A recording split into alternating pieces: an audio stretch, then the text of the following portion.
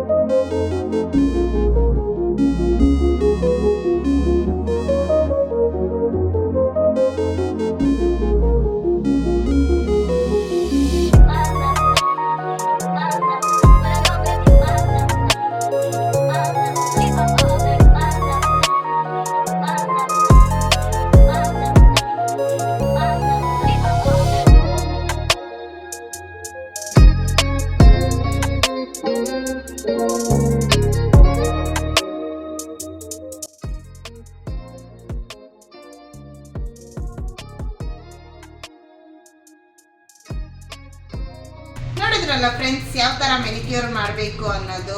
Last ವಿಡಿಯೋದಲ್ಲಿ ನಾನು ನಿಮಗೆ ಒಂದು ಮೆಸೇಜ್ ಕೊಡೋದು ಮಿಸ್ ಆಗಿತ್ತು. ಪೆಡಿಕ್ಯೂರ್ ಟೂಲ್ಸ್ಗಳನ್ನ ನಾವು ಡೆಟಾಯ್ಲಲ್ಲಿ ವಾಶ್ ಮಾಡಬೇಕಾಗುತ್ತೆ.